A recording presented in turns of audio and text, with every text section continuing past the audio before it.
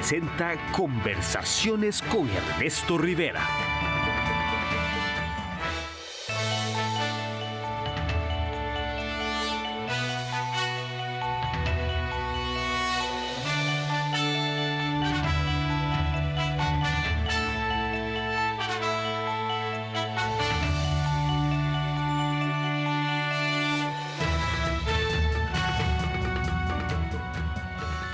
Buenas noches, gracias por continuar conectados a la señal de Costa Rica Noticias. Estamos en vivo a las 8 de la noche con 5 minutos. Soy Ernesto Rivera. El conflicto armado en Colombia cumplió este año 60 años de llevar luto y violencia para ambos lados de la guerra. Es un proceso complejo y lleno de contradicciones e intereses cruzados. Los datos de esta guerra son tremendos. 220.000 muertes, 9 millones de víctimas, miles de minas antipersonales sembradas por todo el país, personas que han pasado 12 o más años en cautiverio, viviendo en jaulas, en la selva, una situación tremenda y a la vez un tema fascinante para tratar desde el periodismo y el documental. Esto es lo que hicieron, y muy bien hecho, el periodista Randall Rivera y la documentalista y también periodista Francina Delgado. La película se llama Justicia y Olvido. Buenas noches, Francina y Randall Rivera, bienvenidos a Costa Rica Noticias. Buenas noches, Ernesto, gracias por el espacio. Muchas gracias, Ernesto, por el espacio. ¿Qué tal? Muy bien. Para ambos, una primera observación es que se trata de un trabajo muy inusual para Costa Rica, para el periodismo costarricense. Aquí no tenemos tradición en medios de abordar en este tipo de formato un tema como el proceso de paz en Colombia. ¿Cómo nace esta idea tan interesante? ¿Cómo se juntaron ustedes? ¿Quién buscó a quién? ¿Cómo fue la cosa? Bueno, nosotros somos muy amigos desde hace mucho tiempo y siempre nos gusta estar creando cosas periodísticas sobre todo. Y nació la idea, ya yo tengo varios documentales y me gusta mucho tratar el tema y tengo experiencia en derechos humanos y a Randall la política. Bueno, ahora él va a contar, pero entonces me gusta también mucho la política, disfruto mucho del tema y nos juntamos para hacer un proyecto. Y entre algunos temas que analizamos, este fue el que más nos llamó la atención por todas las aristas que tiene y porque también toca muy de cerca los derechos humanos.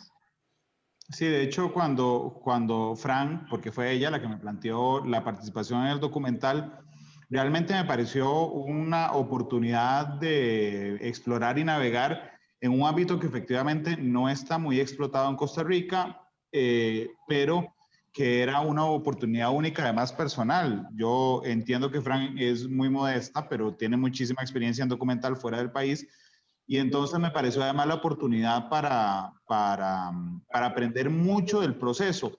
Pero además, Ernesto, habían 8 temas, que fue lo que planteamos, 8 temas, y realmente yo creo que desde que establecimos este como una de las oportunidades, me acuerdo que estábamos tomando café cuando hicimos la lista de los temas, y desde que tocamos este ya sabíamos los dos que este iba a ser el tema del documental. Randall, en tu caso, el público te conoce en tu rol de periodista de radio, periodista político, sos director de Monumental. ¿Cómo te resultó este cambio de formato y de lenguaje de pasar a la pantalla? Bueno, un nuevo reto. Yo tenía, en el momento de filmar el documental, 16 años de trabajar en Radio Monumental. Y entonces, aunque yo amo muchísimo lo que hago, disfruto lo que hago todos los días, realmente era como probar otro reto para mí, pero sobre todo aprender. Yo realmente valoro muchísimo la actualización profesional de las personas, y entonces esta era una oportunidad para de primera mano, en un proyecto muy grande, pero además en un proyecto muy ambicioso, porque planteaba un tema muy difícil, de explorar 2 cosas: un lenguaje periodístico diferente, pero además, Ernesto, explotar mi herramienta favorita periodística, que es la entrevista. Y entonces eran entrevistas muy retadoras también, que al final entendí y fui aprendiendo y sigo aprendiendo de cómo lograr que esa entrevista obtenga sentido en un producto más grande. Sí, el resultado, Randall y Francina, es muy bueno, es muy sólido además visualmente. Francina, precisamente plantearse una investigación histórica y coordinar las entrevistas en Colombia con personajes de la talla del expresidente Andrés Pastrana, la congresista Consuelo González o el guerrillero y sicario Yesid Torres es muy ambicioso. Contanos un poco cómo fue este proceso. Bueno, en principio nos pusimos a investigar, ¿verdad? Porque la idea de esto siempre, bueno, en mi experiencia siempre he tratado de, cuando voy a trabajar sobre algún tema, tratar de ver todo lo que hay para ofrecer al público algo distinto. Entonces, fue una investigación donde tuvimos una lista muy grande de entrevistados, pero al final, como queríamos contar, bueno, como quería contar la historia, creo que era de esta manera, con muchas aristas desde cada uno, por ejemplo, de los secuestrados, porque todos estuvieron muchos años secuestrados, pero uno refleja al que se escapó, otro refleja al que liberaron, y bueno, no voy a decir más cosas para que la puedan ver, pero... y después la parte, ¿verdad?, de investigación y empezar a buscar a las personas. En eso estuvimos Randall y yo básicamente desde que definimos el tema. Y por suerte, al ser extranjeros y tener una mirada muy distinta, aceptaron porque... Por ejemplo, el expresidente Andrés Pastrana no da entrevistas en Colombia y por suerte, al ser extranjeros, aceptó y así sucesivamente otros grandes personajes con los que contamos, como también el negociador del acuerdo, Humberto de la Calle, y otros que están por acá. Realmente una mirada con cierta distancia que también le aporta la distancia, el mirar desde Costa Rica y no ser una mirada colombiana, también le aporta muchísimo al trabajo. Les propongo que vamos a un breve corte comercial y enseguida regresamos. Randall, para que nos cuentes un poco esa escena en donde lograron llevar a un excongresista que había estado en un fusilamiento, en una masacre, y sobrevivió, y lo llevaron nuevamente a la escena del crimen para que cuente su experiencia. Vamos a un corte y ahora venimos con este dato.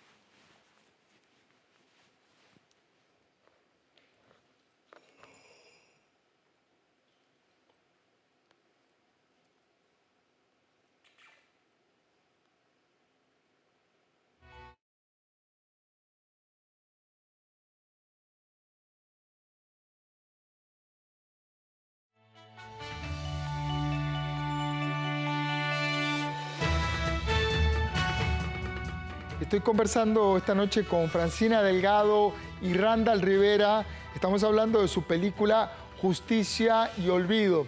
Randall, antes de irnos al corte, te mencionaba que me llamó la atención el fragmento en donde el excongresista Sigifredo Pérez, sobreviviente de una masacre, lo llevan de nuevo al sitio en donde lo habían dado por muerto. Es muy fuerte. ¿Cómo vos viviste como reportero y cómo convencieron al personaje de regresar a este sitio macabro? Bueno, realmente el proceso de investigación es muy, muy fuerte. Tengo que confesar que Francina es particularmente exigente en el proceso de investigación. Y entonces eso lo que hacía es que tuviéramos que averiguar antes de ponernos en contacto, en este caso con Sigifredo López, teníamos que leer un libro que escribió él, pero además teníamos que establecer todas las entrevistas que había dado. Y eso nos permite un conocimiento muy cercano, Ernesto, de cada una de las personas, incluso antes de acercarse a entrevistarlas. Entonces nosotros sabíamos más o menos, para no hacer spoiler del documental, pero sabíamos más o menos cuál era su proceso de recuperación, lo que había señalado a lo largo de diferentes entrevistas que dio en Colombia.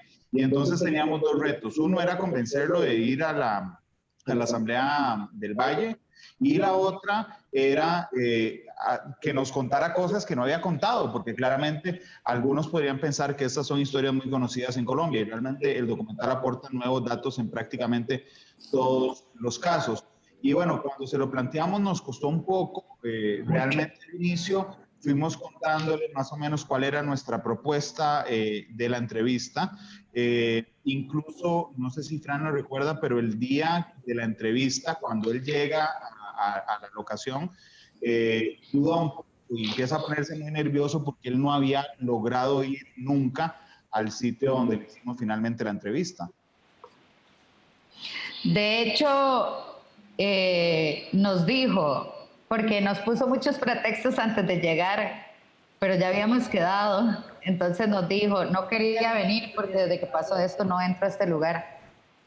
Eso es lo impresionante además de los que hemos trabajado en otros formatos periodísticos, tanto en escrito como en radio, la posibilidad de captar con la cámara la gestualidad de alguien le da una impronta completamente diferente al resultado. También parte del documental lo que quería mostrar era rasgos distintivos, ¿verdad? Salirnos de la estructura que él ya tiene, porque ha dado muchas entrevistas, que era lo que mencionaba Randall, y contar elementos únicos. Y el hecho de llevarlo ahí después de tanto tiempo significaba un reto para nosotros y para él, porque llegó un momento en el que él no sabía cómo actuar.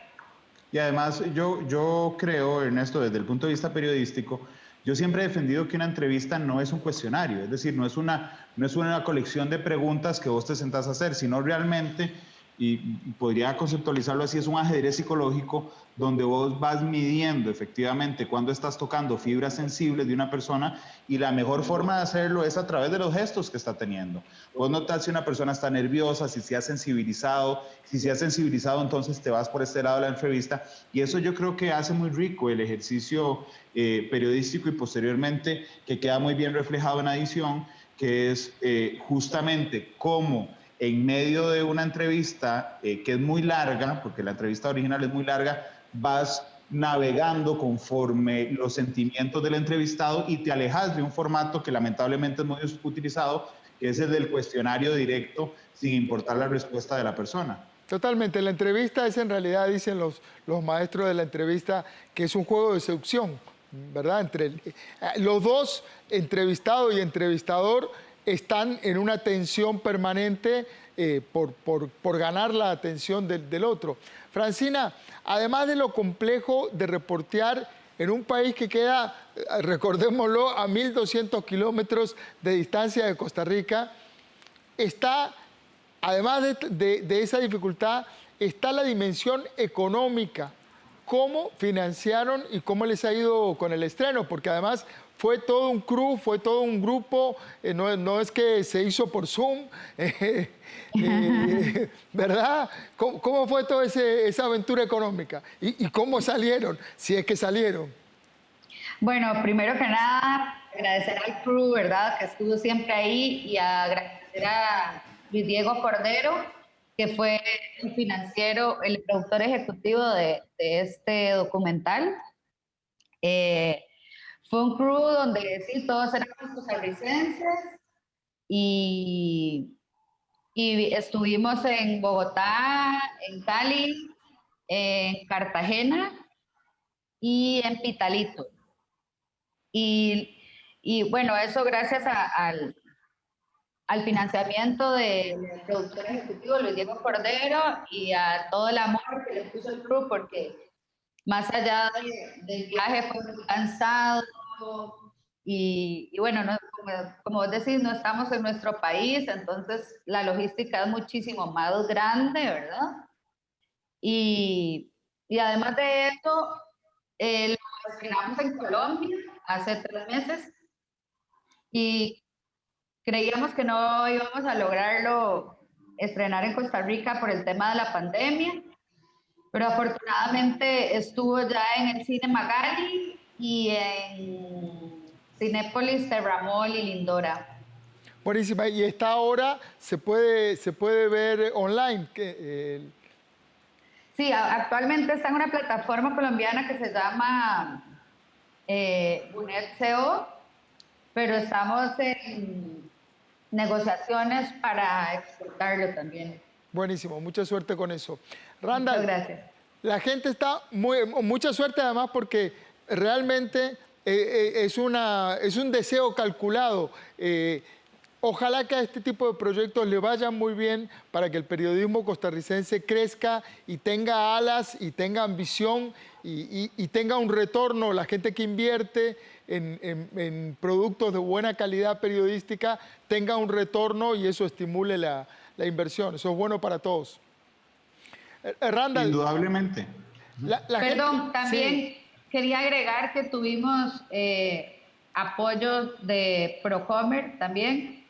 Logramos licenciar la película Esencial Costa Rica y ellos realmente, la gestión que han hecho ha sido muy buena.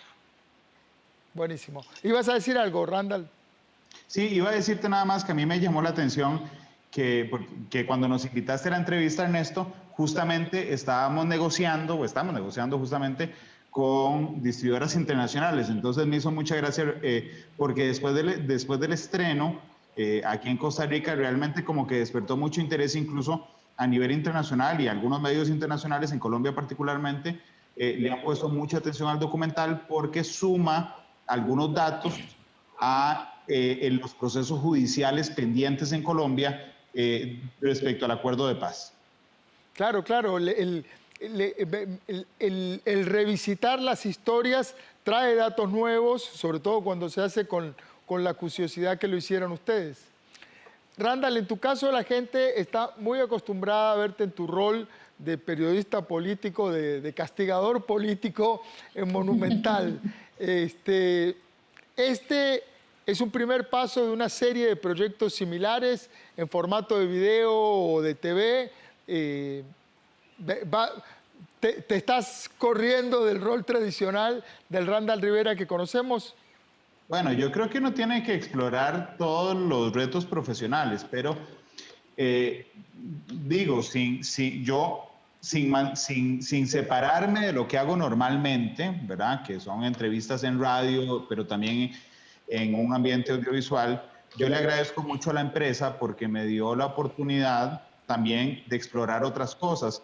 Y entonces tanto Fran como yo compartimos en una empresa aparte que se llama LME, que es la productora del LME Contenidos, que es la productora del documental, donde en esa segunda parte de mi vida exploramos realmente nuevos formatos y donde he ido aprendiendo. Y yo creo que tanto el uno como otro, es decir, tanto Monumental o Central de Radios como tal, y LME Contenidos pueden nutrirse juntos de la experiencia en ambos. Es decir, hay cosas que yo aprendí en el documental con Frank que me permite ahora ponerlo en práctica en la radio, en las transmisiones en Facebook, en las entrevistas que hago. Y hay cosas que al contrario, aprendo todos los días en la radio y que me permiten en esas entrevistas, por ejemplo, para el documental, profundizar mucho más. Entonces, más allá de que una competencia incluso interna en mí, se vuelve como una combinación que realmente a mí me parece interesantísima.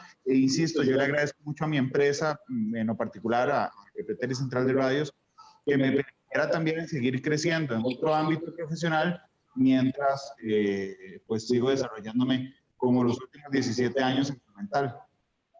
Buenísimo. Me parece que es todo un desafío para todos los que hacemos periodismo estar saliéndonos permanentemente de los lugares de confort, de los sitios de confort. A veces uno encuentra un huequito bonito, calentito, confortable y se siente muy hallado, y eso no es bueno de ninguna forma no es bueno para el público y no es bueno para el crecimiento. Después de todo este proceso de prácticamente un año en este documental, para ambos es la pregunta: ¿cuál es la lectura que les queda viendo desde donde están viendo, desde Costa Rica, de cuán duradera puede ser la paz en Colombia? Decíamos, 60 años llevan de guerra. Uf. Ya sé por qué quería que contestara yo primero. No.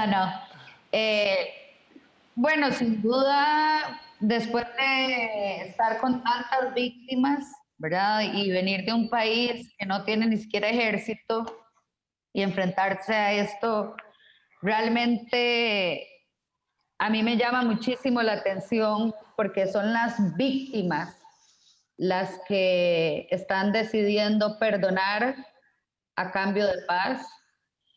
Y de verdad que las víctimas que han sido, valga la redundancia, las más afectadas, digamos, son las que quieren que esto cambie. Por supuesto, lo ven más como un tema político en lugar de verlo como un tema de vidas.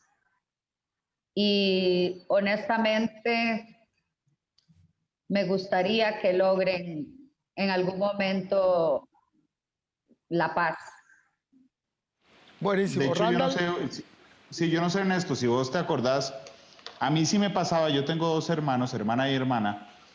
Yo soy el mayor, y cuando nos peleábamos, mi mamá siempre nos decía, se necesitan 2 para pelear.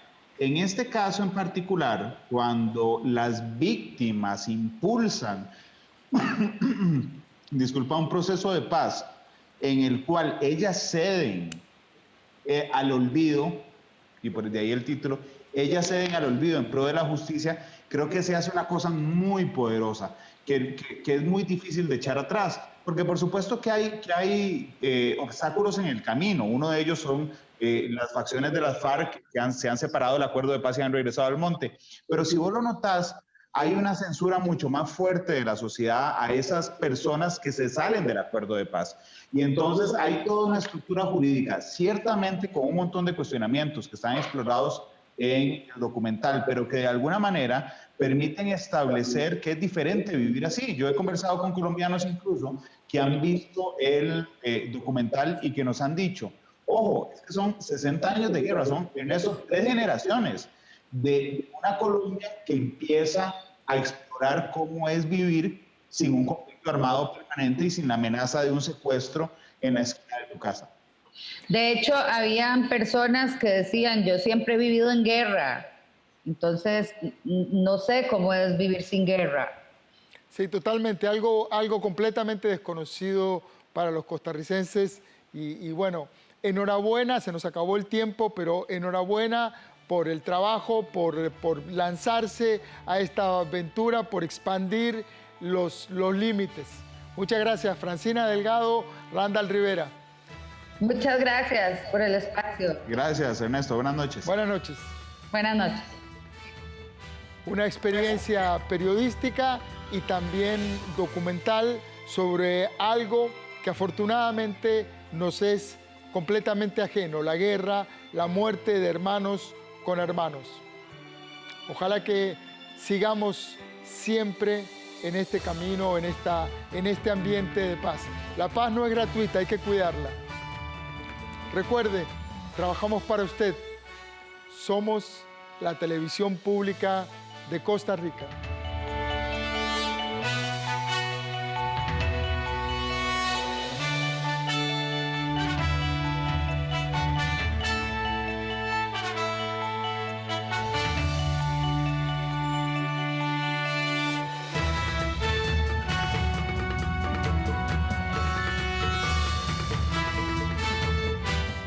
INBU presentó Conversaciones con Ernesto Rivera.